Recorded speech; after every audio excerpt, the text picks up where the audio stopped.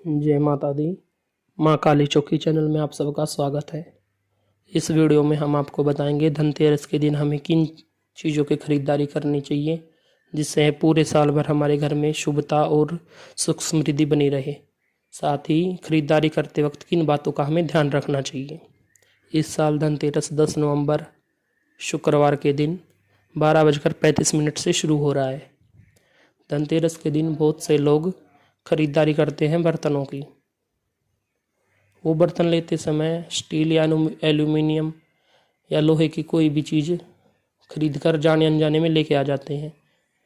Steel और aluminium को शनि और राहु केतु का सूचक माना जाता है। तो आप धनतेरस के दिन घर में शुभता और सुख समृद्धि बढ़ाने के लिए जो बर्तन खरीद के लाते हैं उसके साथ शनि और केतु के प्रभाव को अपने घर में लेके आ जाते हैं।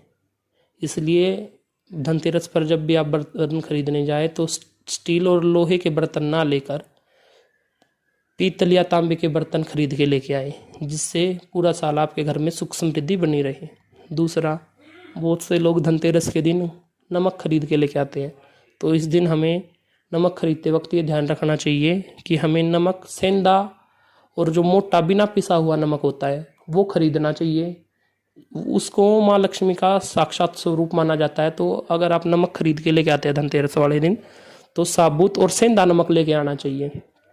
तीसरी चीज़ है सोना चांदी।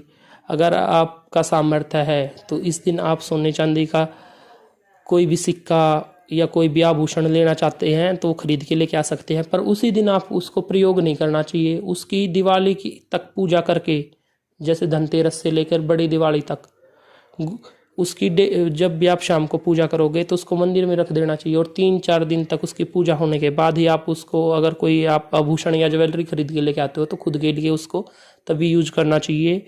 धनतेरस वाले दिन खरीद के कुछ लोग साथ के साथ उसका यूज कर लेते हैं, उसको पहन लेते हैं, तो वो ठीक नहीं होता। उसकी पूजा होने के बाद ही, दिवाली के बाद आपको उसको प्रयोग में लाना चाहिए।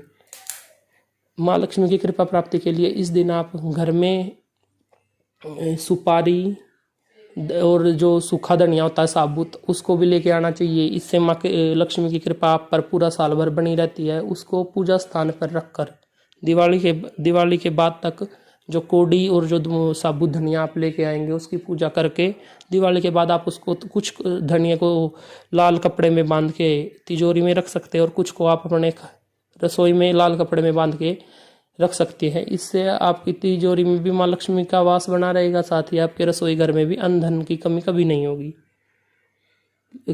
इस दिन आप कमलगट्टे की माला, दक्षिणावर्ती शंख, समुद्री नमक, ये सब लेके आ सकते हैं। इससे आपके घर में माँ लक्ष्मी की कृपा और माँ लक्ष्मी का स्थिर वास आपके घर में सदैव बना रहेगा। माँ लक्ष्मी को दक्षिणावर्ती शंख, कोडी और समुद्री झाग अति प्रिय है, क्योंकि माँ लक्ष्मी का जो प्राकट्य हुआ वो समुद्र से हुआ था। समुद्र मंथन के वक्त माँ लक्ष्मी, जब देवताओं और असुरों के बीच समुद्र मंथन हुआ था, उस समय माँ लक्ष्मी समुद्र से प्रकट हुई थी। तो जो भी समुद्र से निकलने वाली चीज़ें हैं, जैसे शंख, कोडी, समुद्री झाग या नमक जो समुद्र से ही प्राप्त होता है, ये सब चीज़ें माँ लक्ष्मी को अति प्रिय है। अगर आप इसको अपने घर में रखते हो तो माँ लक्ष्मी की कृपा आप पर बनी रहेगी। साथ ही इस दिन बहुत से लोग माँ लक्ष्मी और गणेश भगवान के चित्र मूर्ति खरीद के लेके आते हैं।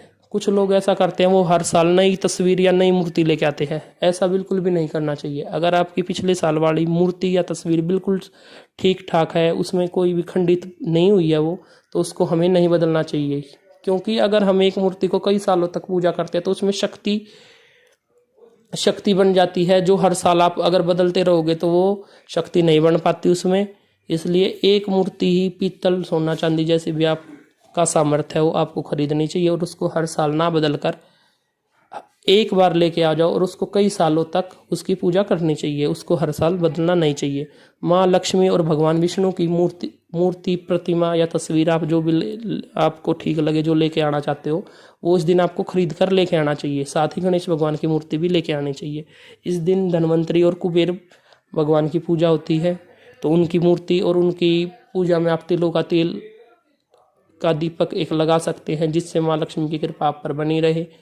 इस दिन माँ लक्ष्मी को खीर का भोग लगाना चाहिए। लाल गुलाब के फूल की माला या फूल आपको चढ़ाने चाहिए। चमेली का तेल और 16 श्रृंगार भी माँ लक्ष्मी को आप इस दिन चढ़ा सकते हैं।